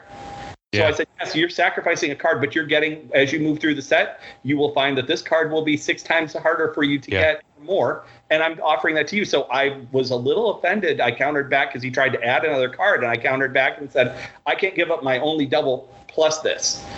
I'm giving you the better end of the deal here. I have never offered you an unfair trade, and I usually, with trades, especially on achievements, try to overdo it. Now, sometimes you don't have somebody's wish list, so you kind of throw a pile at them and say, please counter, I do the best I can. But I try not to do that with people I don't know. And people, if you treat people right and you're helping people and they understand that you're coming from a place of what's good from the hobby, even when people disagree with me, and this is not trying to toot my own horn, this is me hoping that everybody winds up working like this at some point, is that they disagree with me. They say, I know you're coming from a good place with this and you want what's best for the hobby. This policy might not reflect that in the group, but this is where it's coming from. And I think that's really important. And it's not just for achievements, but it's for all of your trading. Yes. You know, it's the best trades are the ones where you get a card you want and you feel a little bit unhappy about the trade still because you gave up the right value for it. Yes. Now maybe That's good. Now maybe you get lucky and you have, like, for example, I sold after I got the playing card sets done. And this was kind of how achievements pay for themselves. The redeem cards, before, especially if you do it early, the redeem cards still have a ton of value. Like that playing card set, people really like it. So I was selling them for $15 a set, which is certainly about less than half of what I traded for them at. Mm-hmm. So those helped, and I bought a few extra packs with the sales from that. And I hit a Tiger Woods. They've got these like sports hero beginnings or sports royalty beginnings, and it's basically just a card with a piece of a map in it of where these guys. I've seen one with Gretzky with Brentford. Oh, that's cool. So that's one, and there's 6 of them. Jordan, and I hit the Tiger Woods. I have no idea why these are valuable. They're one in that. I mean, it's rarity and it's related to big names. Like the Tiger Woods that I hit sells for about $150. They're 1 in 2,600 packs. Manufactured hit. So yeah, they're hard to get hit. So it's unobtainium as to the value. If I trade that card for a card that I want that's $150, I'm going to be thrilled because it's a card it's a card that has value, but I care exactly zero about it. But it has value for you. That's the thing. That's where it separates the financial worth. Yeah. Yeah. So those are fun, but those are rare. Usually, you have to give up a card you still like to get a card you really want, and that's the way it sort of should work. Because if you're giving up cards that you want, then you know that they're getting the right value on the other end. It's trying to make sure that people walk away with the deal with you, so that they would want to do it again. Yeah. Yeah, I mean, the simple way I think about it is don't where you eat, because EPAC is still a fairly finite pool of people. Yep. And especially if it's people that you trade with. I was blessed on Unbound in that I never once tried to buy during Unbound. In fact, I didn't even intend to collect it. It's just that it was like 3 weeks in. I think I'd managed to trade for the first few. And then someone who'd started it was literally like decided to bail after like week 7 or 8, I think, like that. And he just happened to be giving away he had multiples and most of them at that point. And I just said, I'd love one of each if that's all right. I wasn't going to take more than, Right. I probably could have claimed it all, but I don't want to do that. And he was just stepping aside and did a giveaway in the group. And I said, I one of each. And it was cool in the gang. It turns out I already had 2 of them. I didn't realize I had 2 of them. So straight away, I had a trader. So, and it just went from there. And every week I managed to trade, aliens were still available. So I had alien blood synthetic parallels, and one guy would always hit me up every week and just grab that, and give me an Unbound. So, yeah. And I think I spent in total, and this was only just from buying from other people, not from buying the actual packs, which I never did. I think I spent maybe $60 on Unbound in its entirety, and a few people gifted me cards as well. So shout out to them, which was really, really kind. Really, really nice. I'd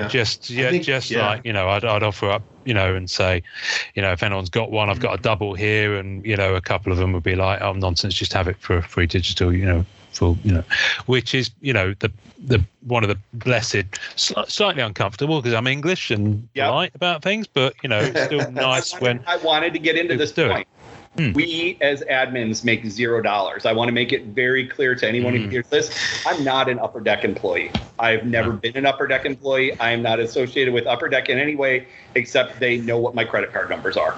And I can prove that on my bank. So do we. In the process of doing it. Cool. Same.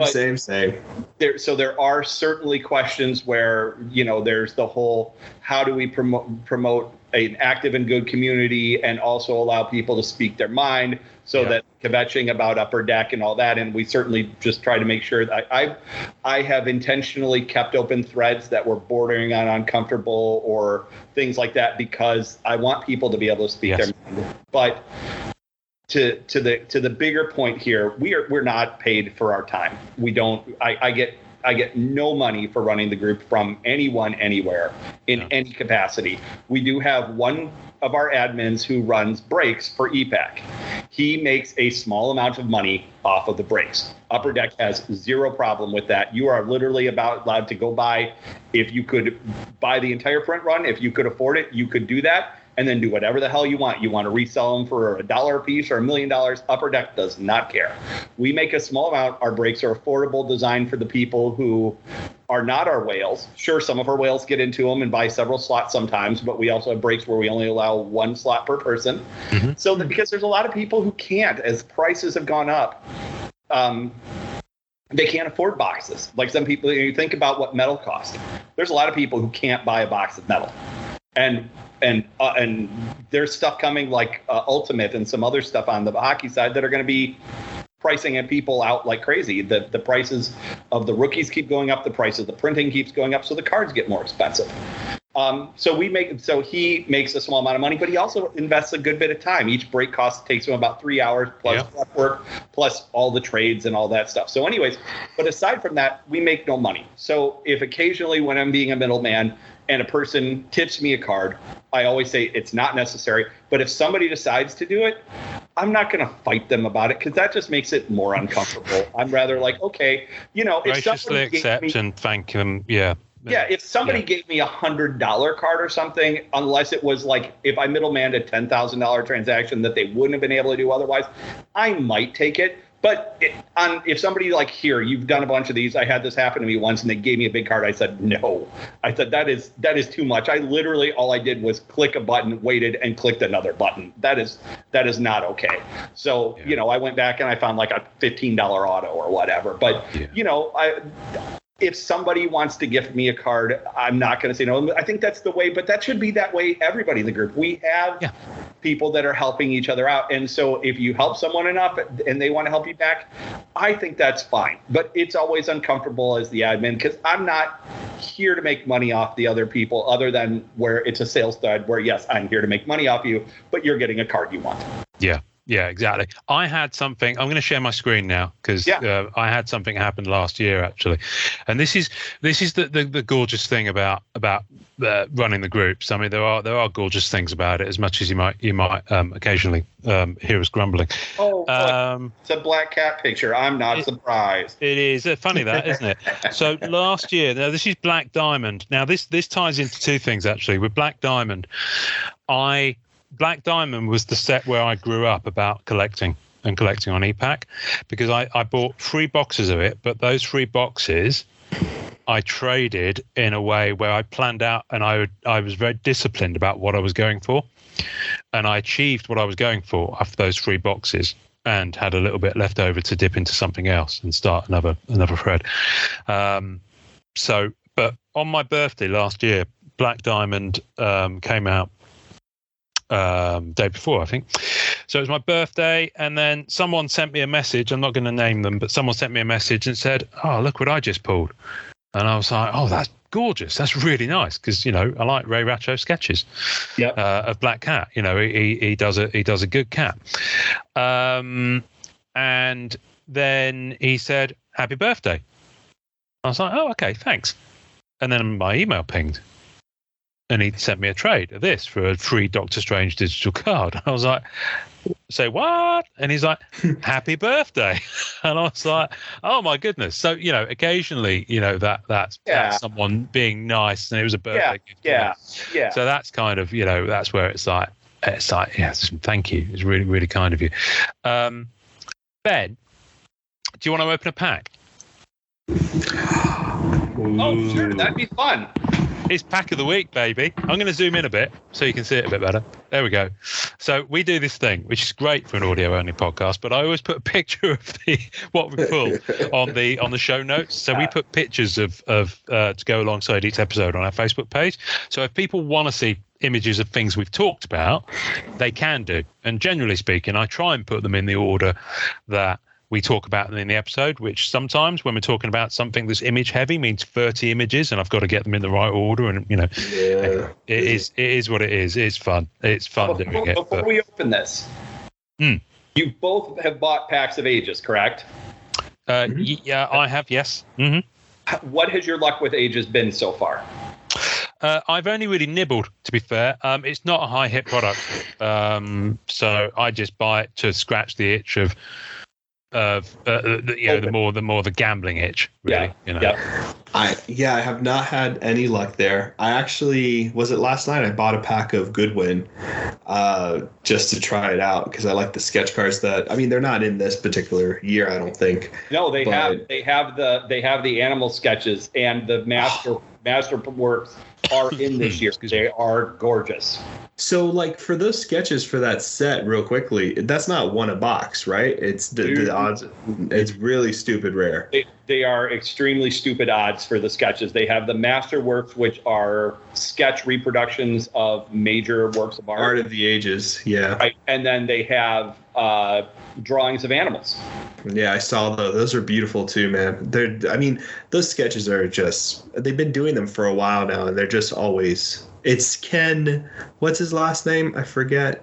Ken starts with a J. I forget the artist's last name. It's usually him and somebody else. Anyway, but they look like Ash quality, and by that I'm just saying the detail is that. Oh, they're insane. Is that it's super detailed and realistic looking. Wow. It's like that. So the reason I'll send you pictures, Ian. They're beautiful. Yeah. Well, we'll put some on the show notes as well. The reason I asked about Ages luck is Ages was really so I got into annual some a little bit, but not crazy heavy. But Ages, you can sort of tell if you're spending enough time on e-pack when it just seems like the packs are hot for a particular product. And no one knows why this happens, but there are days where it happens. And being that I'm as active as I am, I tend to, if I happen to be around that day, I tend to know. And you can see the market trend of it, or the trend of it. And so you buy in, and it doesn't always happen for everybody. One of the things that I think is very important is people should only buy the cards they can afford to buy and stay within their budget at all times. That's very important. That it's really easy to get sucked into this stuff. And it's happened to every person on e-pack that I know. But it is in general a smart place to be. You can be smart with it and be safe.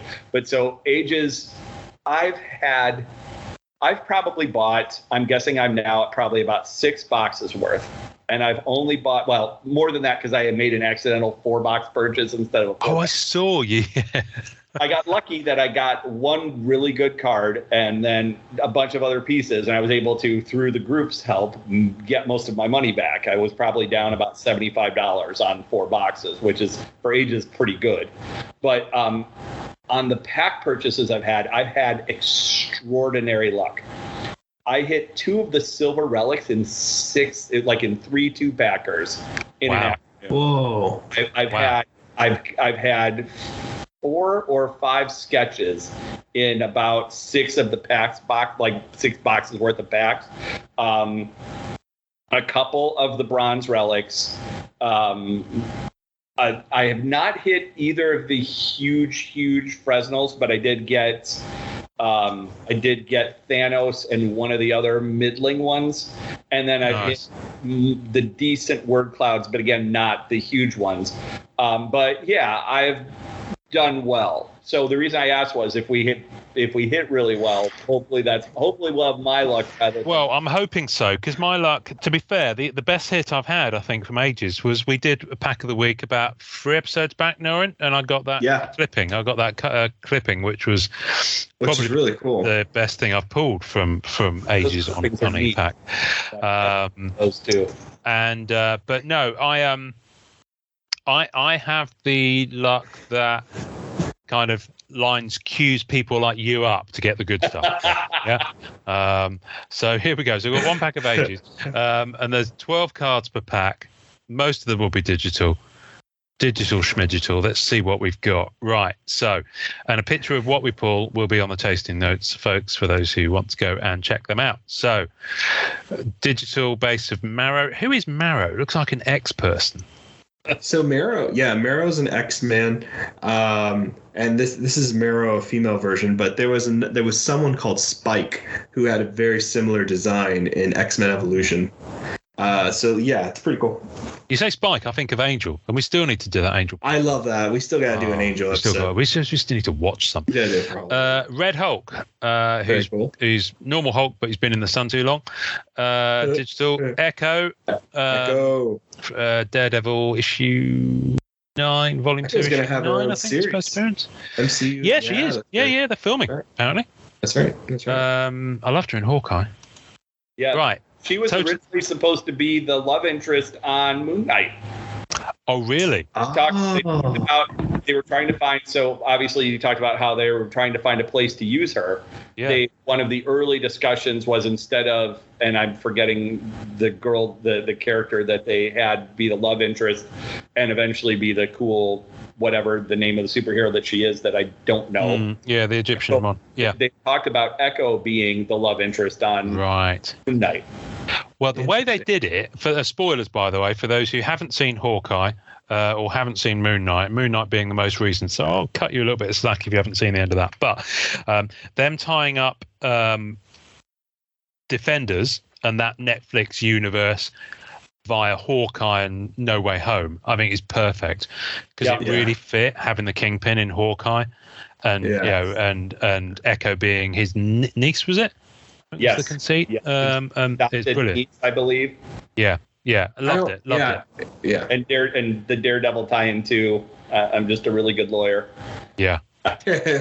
Loved it. I'm really looking forward to seeing and anything where they get Vincent D'Onofrio back as the Kingpin. I take my money now. Oh, fantastic! So this is the longest I've spent on a single pack of Ages ever. I'm only up to card 4, which is Totally Toys Colossus. I love those. I remember when I got some physical of Ages when it first came out, and it's such a cool insert. They're awesome. That's physical. That's Balder the Brave. I don't know if that's tier 3. I think maybe. Don't know. Who knows? I don't know. Let's keep going. That's a sticker. So that's tier 1 parallel of Darwin, who's X Factor according to this. So there we go.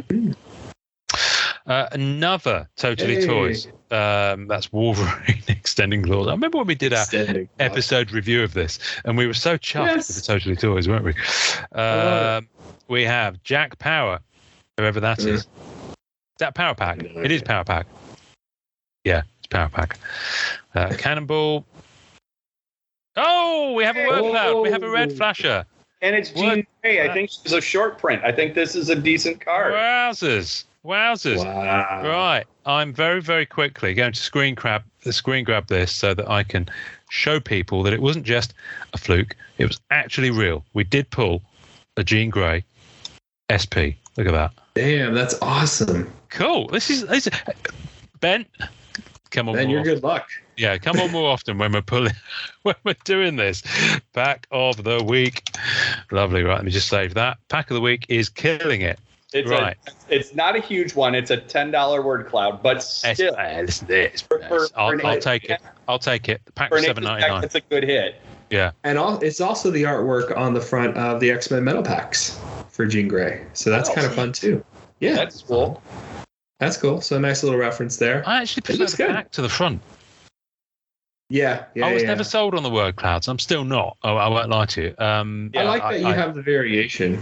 Yeah, I do as well. I mean, I did start on Ages and I went in quite deep and I had a lot of it physical, but then I sold it all.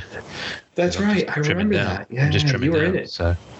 I like the word clouds a lot. I like the flavorful. I like the word clouds. I would collect them, but the Fresnel I really like. The Fresnel's my favorite. Those are so pretty. And if I had more money, I'd definitely do the relics, like the silver and the bronze, because they're numbered. Somebody is doing the bronze relics right now and was talking about working their way up, and they were like, I said, no, if I hit those, I'm just selling them. I don't have that's not something I'm attached to. Yeah. The bronze ones I would. Bronze is kind of my era. Silver I'm not fussed about, and gold, that way lies madness. But, I mean, if I pull one, I'll just sell it. That's exactly it, right? But yeah, the bronze. I mean, I got the Black Cat one eventually. So that's the one, Amazing Spider-Man 194. Right, so we still got, this is 12 cards per pack, so it's pretty good value in terms of airtime. Oh, wow. That's why we're doing this one. Right, so that was card number 10. I didn't think we were going to get a hit this pack, because normally it comes earlier in the pack. Yep, I was when we got the second Wolverine. I thought that was where the hit would be. I made a little noise because I thought we were done. Oh, to be honest with you, I thought that was knowing because he normally at this point in recording he normally starts making those little noises. Do that. Yeah, it's just unforgivable. Right, here we go. Mercury, whoever that is, and Squirrel Girl. Squirrel Girl. And my daughter loves Squirrel Girl, but then again, my daughter is 6, so she is contractually obliged to love Squirrel Girl because I believe my daughter is the target demographic. There is at least one Squirrel Girl collector in group who would fight me over that expression. But yeah. Who do you? Here's a question because we'll probably wrap up shortly, Ben. And let you crack on with your day, and I'll go and cook dinner, and Norrin will probably just pass out. Most likely. Who do you? So you've recently said you've recently gotten into Marvel. What's going on my Skype? Have I? There we go. Have you started to kind of go after any character or any team or any set? What's your? Yeah, so no set collecting. I don't do any set collecting anymore. As a kid, baseball, as a baseball collector as a kid, that was all at. You did set collecting. You had favorite players that you got a few extra of. There's just too many players in hockey and too many characters in Marvel that I don't really care about. It's it doesn't do it for me. So on the Marvel side, it's entirely about essentially the main pieces of West Coast Avengers back in the day. Gotcha. So Moon Knight was, to me, it was interesting. I found everybody has that character that they attach to for whatever reason. I found it interesting, really interesting, that Marvel had a character that was certifiably mentally unstable. Like it wasn't just, like on the DC side, Batman with his need for vengeance that was clearly like a narcissistic rage. Yeah. With Moon Knight, he has dissociative identity disorder. Yes. I mean, it's a real. And to me, at that point, as a kid who was, I wasn't certainly troubled is the wrong word, but I've dealt with depression in my life. And, I was that skinny kid who got picked on a lot and eventually had to turn to humor to make friends, and all of that wound up working out. And I became, very socialized and fit in and all that kind of stuff. But as a kid, I got picked on a lot, and I felt challenged at times by some of that kind of stuff. And so seeing a superhero that was very different and definitely broken in a lot of ways made it feel a little more real to me. And then Hawkeye, because he doesn't have any special powers. He's a dude who's trained with his bow and arrow a lot. He was lucky enough to have really, really good eyesight and put his effort into getting better at it. And, just that team as a whole, simply because it was at the time when I was the right age and had the money to buy a comic every month and enjoy it and read it and think about those characters. And then, the fact that Hawkeye was so aptly well done by Jeremy Renner just throughout the whole series. And then, the recent Moon Knight series was just phenomenal television. Yeah. So good. Yeah, and then the Hawkeye TV series, I know that a lot of people slept on it, but it was great. I loved it. And I think Moon Knight even surpassed it. I just thought it was both of them, and Oscar Isaac was he's such a good actor, and he's so he moves so flawlessly between humor and drama that it just fit extremely well. It was really easy to believe he could have two different personalities in that role, or more, depending on how much of the show you've seen. And so those are the characters. So I have recently traded away a couple of the sketches that I had while chasing the achievements because they were traitors to me.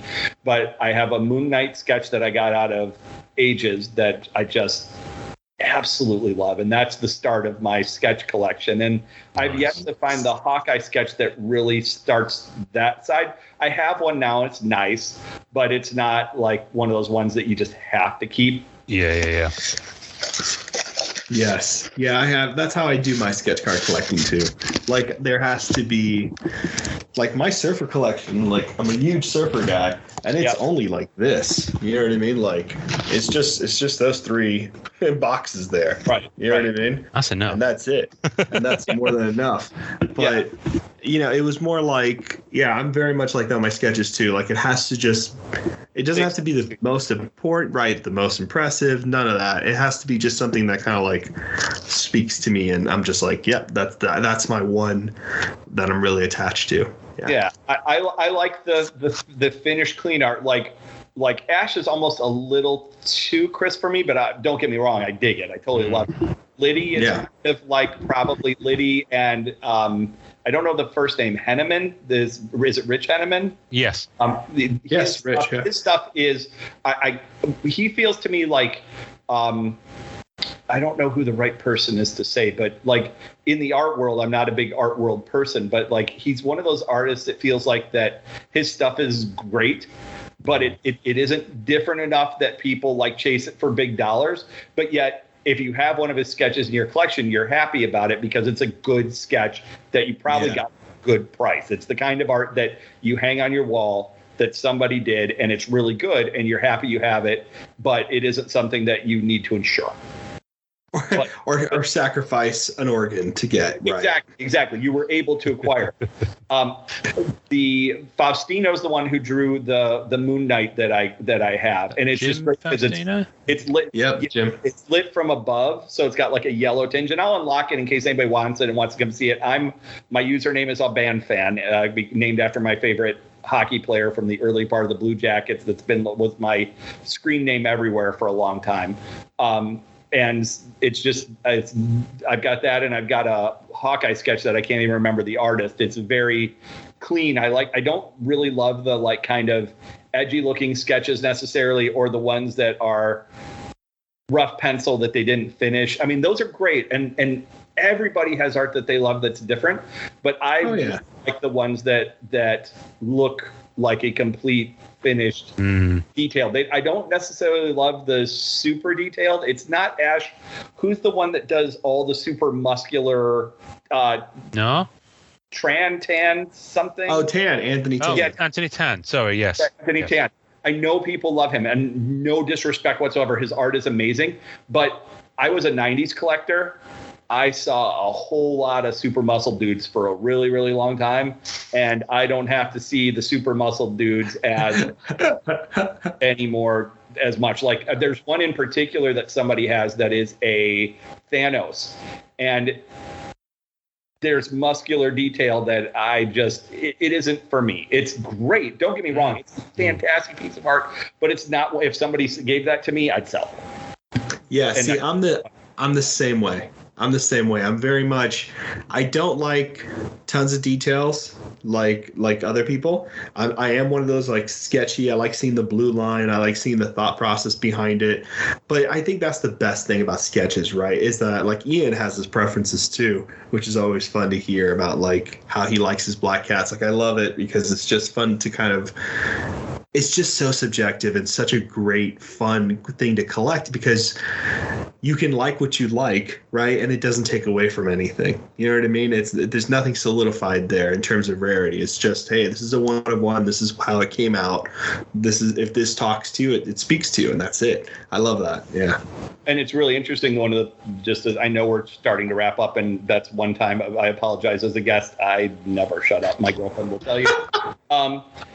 What I find interesting that I think you're starting to see more of as the sketches become sort of the preeminent top end aside from the PMGs is that one-of-one limitedness adds to the price point. And you think about Ash and Liddy and I'm starting to learn these names, and it's really interesting that I'm picking that up already, that the values are there and the competitiveness and the I want this and you can't have it kind of thing that's where you're going to see it is on. And the private collector.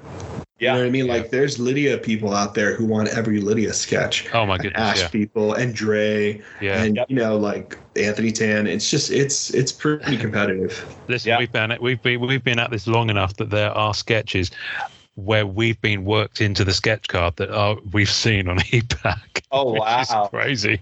There's not many of them. There's not many. There's Tony Perner did one, which is a Deadpool one where we're in the background on a Wanted poster. Which was hilarious. You need to point me to that. I would love to see that. That's fantastic. Yeah, I'll find it's it. Really cool. It was an honor. And our friend Jalen Warner put me on a Masterpieces sketch card as the Vulture, and I think he put you on. He tried to get you in as Scarlet Witch, but I think he got rejected because of the beard. Yeah, trying to put me as Scarlet Witch. He should have said that personally to me. I don't know why he had to make it pack pooled. You know, I'm gonna have to hunt that forever now. You will.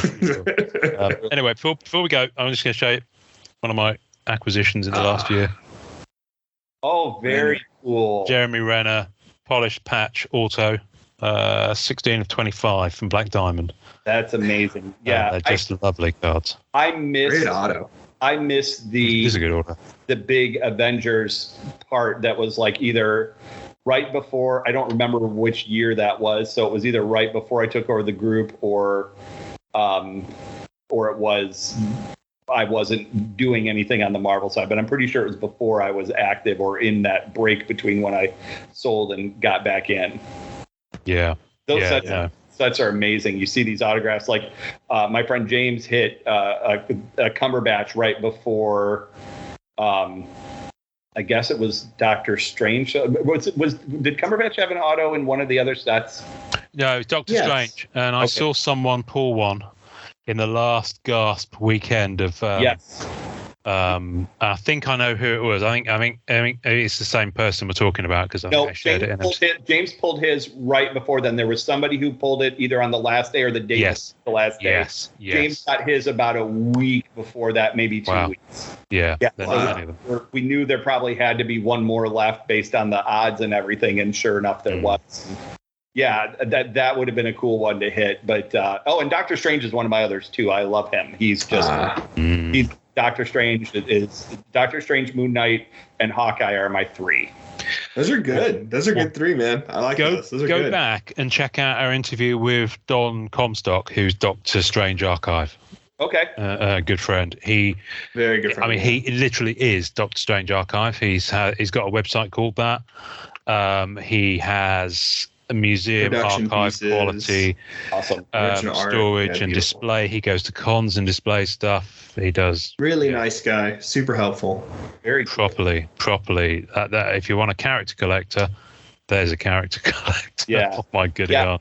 I probably won't be chasing any of the base cards. It's probably just going to be a sketch collection of each player and a limit. I don't want to be that guy who's hoarding everything of a given character that other people who value that character also. I'm going to be totally okay with not getting the card. It's fun being that guy, though. I mean, let's not discard it. No, I'm just kidding. That's a terrible. No, I get it. I was once an extremely rabid Serge Aubin and Alan Trammell collector in the sports side, and my box full of this one guy, Serge Aubin. He was a third line center, meaning middling to lower end player in the best league in the world, and I have something like 400 cards of his, and he only played for, and they're all unique, and he only played for a few years. Oh, that's great.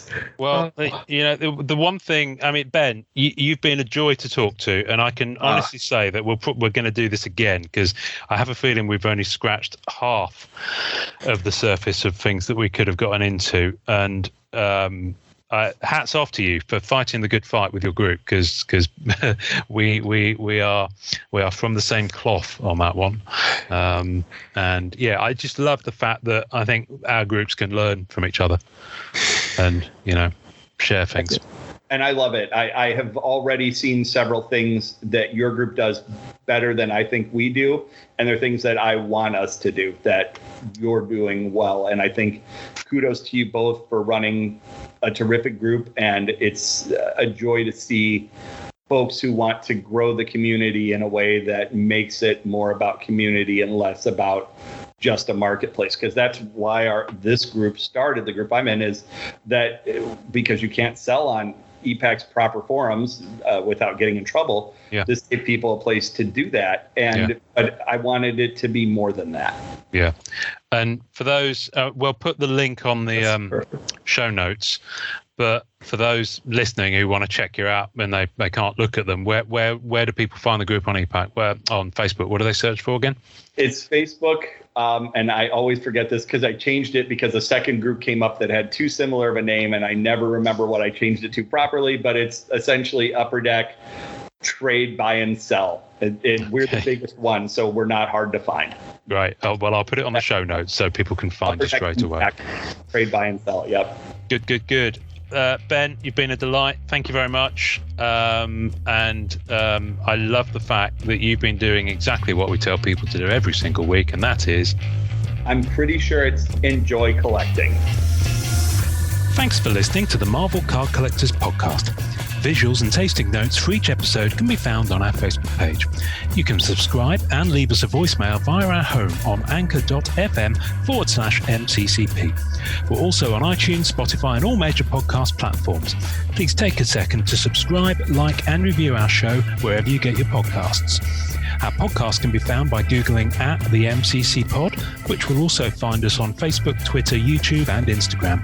Our Facebook community is at MCCW, Marvel Card Collectors Worldwide, and MMC, Marvel Masterpieces Collectors.